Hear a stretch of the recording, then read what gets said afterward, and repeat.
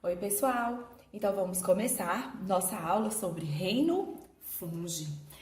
Quando a gente fala em reino fungi, fungos, nós lembramos então de mofo, nós lembramos dos cogumelos, mas vale a pena a gente lembrar que esse grupo é um grupo bem diversificado. Olha só, vale a pena a gente dar uma olhadinha, que nós temos cogumelos de várias cores, Nós temos aqui fungos que servem para a produção de queijo, nós temos orelha de pau, Nós temos fungos que causam doenças, como por exemplo as micoses, Então a gente tem uma série de representantes aqui, ó, orelha de pau aqui, ó. A gente tem então uma série de representantes aí. A parte da biologia, o ramo da biologia que estuda os fungos é a micologia, tá? Então, o ramo da biologia que estuda os fungos é a micologia. Como características gerais desses fungos, nós podemos ressaltar que esses fungos, eles são eucarióticos, não podemos esquecer que eles são heterotróficos. Isso daqui é extremamente importante, porque como a gente vê cogumelos aí nos jardins, a gente tem o hábito de associá-los ao reino Plantae, E os fungos, eles não são autotróficos, eles são heterotróficos. Nós podemos ter espécies unicelulares, como por exemplo a levedura, o Saccharomyces cerevisiae, que é usado para fazer pão, que é usado aí na indústria alimentícia, e uma série de fungos multicelulares, Mais fácil da gente lembrar agora, os cogumelos. Os fungos, eles vivem no solo, na água ou em organismos, fazendo relação mutualística ou também parasitando. Os fungos, eles fazem digestão extracorpórea. E aqui, outra coisa que nós não podemos esquecer, tá? Então, tem um esqueminha aqui para a gente compreender um pouquinho como que é essa digestão extracorpórea.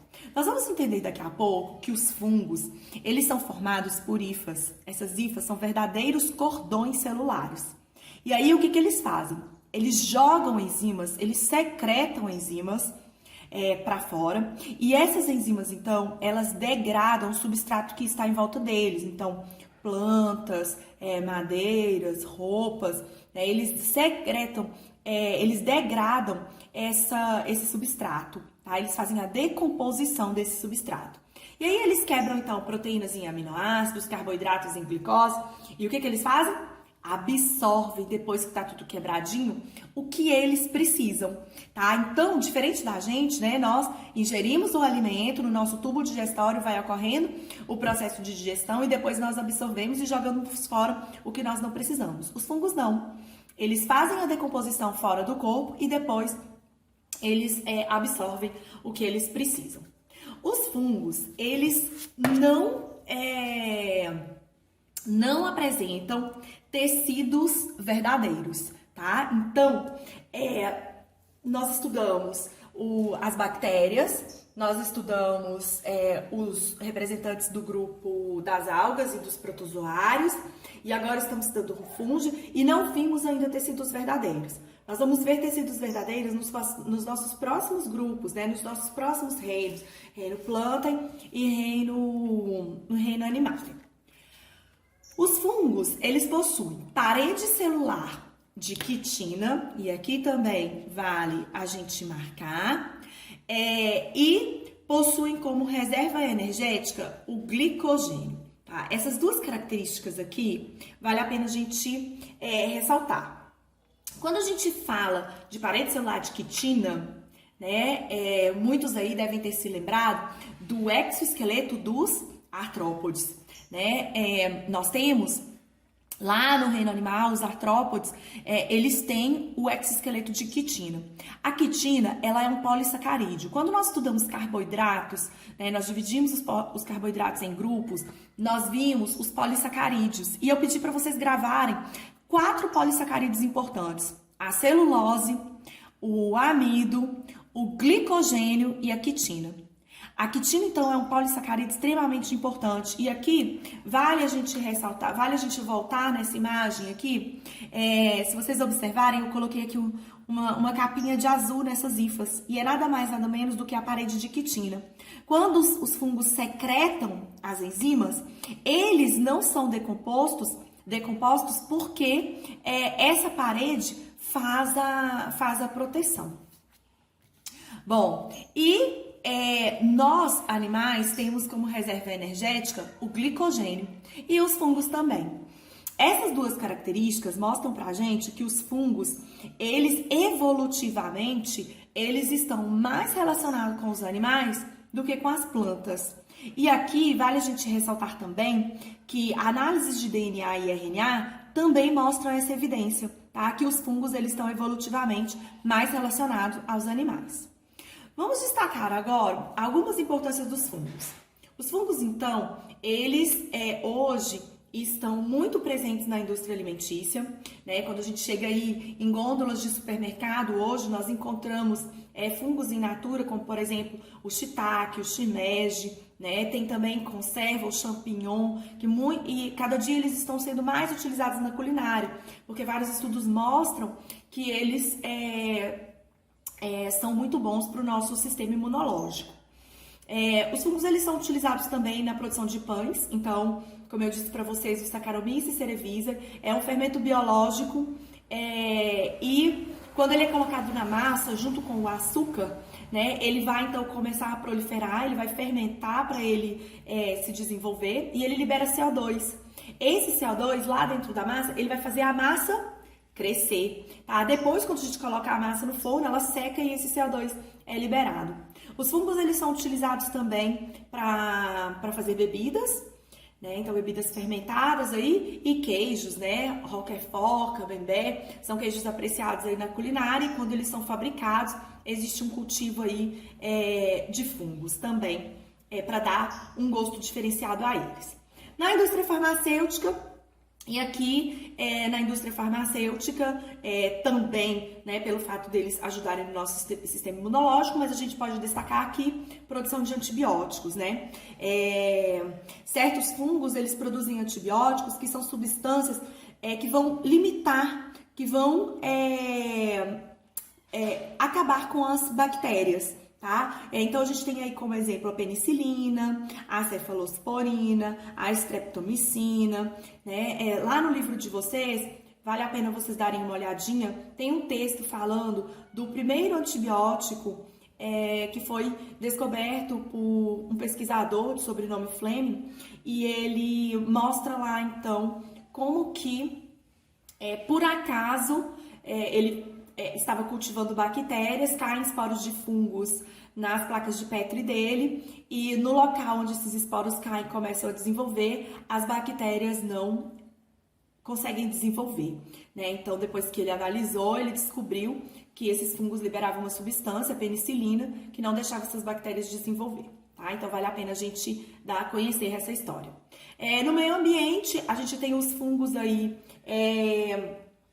causando aí algumas pragas agrícolas, né? E essas pragas, às vezes, elas causam problema, afetam até mesmo a nossa economia, quando são monoculturas importantes aí, de larga escala, né? De vendas grandes aí, de larga comercialização. Controle biológico, nós vamos destacar o controle biológico quando nós falarmos de líquens. Aí eu vou falar um pouquinho para vocês sobre esse controle biológico. E a gente não pode esquecer de jeito nenhum que os fungos, eles são excelentes decompositores. E aí a gente volta aqui no nosso esquema. Quando os fungos, eles liberam as enzimas para fazer o processo de decomposição, para eles absorverem os nutrientes, eles decompõem tudo que está em volta deles. Então, no solo, eles fazem a decomposição da matéria orgânica e plantas também depois absorvem os compostos que estão degradados, decompostos aqui no solo. Os fungos, eles podem viver associados com outros organismos. Nós vamos destacar daqui a pouco os líquens e as micorrizas. Mas antes da gente destacar líquens e micorrizas, nós vamos entender um pouquinho como que os fungos estão organizados. Então, como eu disse para vocês, os fungos, eles são formados por hifas. Essas hifas são verdadeiros cordões Olha só, são verdadeiros cordões celulares. São verdadeiros cordões celulares, tá? E o conjunto dessas hifas, então aqui ó, verdadeiros cordões de células.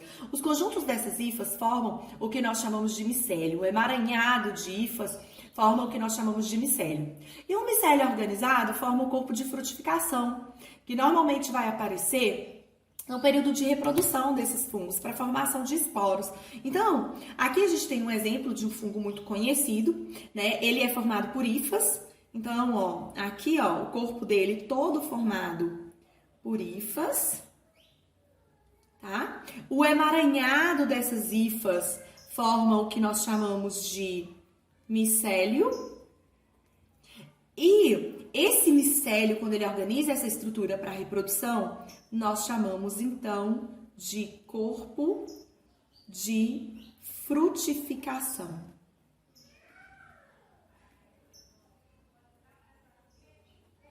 Corpo de frutificação.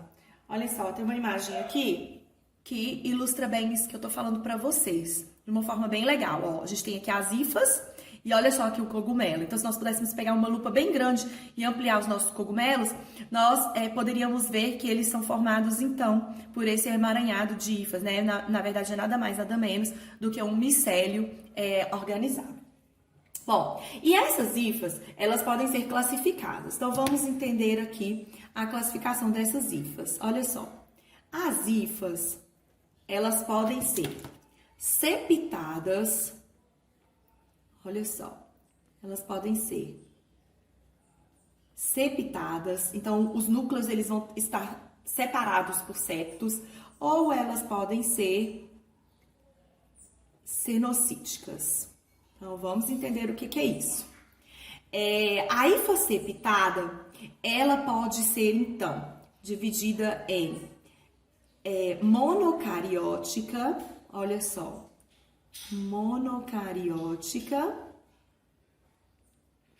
ou ela pode ser também dividida como dicariótica.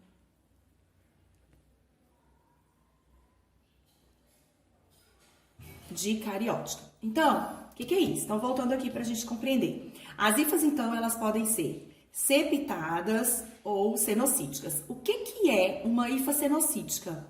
É uma hifa em que as células vão se dividindo, mas elas não se separam. Quando nós olhamos, então, é como se fosse um cordão multinuclear. Já a hifa septada, as células vão se dividindo e elas formam septos. Então, a hifa monocariótica, olha só, elas formam septos.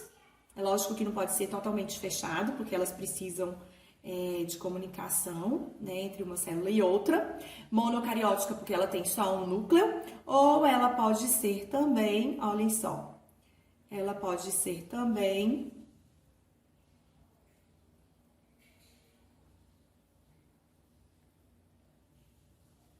dicariótica, tá? Então, essa é a estrutura, essa é a organização de um fungo. Nem todos os fungos formam corpo de frutificação. Nós vamos falar sobre isso mais na frente. E eu vou parar por aqui. Não deixem de assistir, de continuar no vídeo 2 e também não deixem de acreditar em vocês, tá bom? Acreditem que nós podemos aproveitar esse tempo e fazer toda a diferença, aprendendo muito mais. Beijos do coração!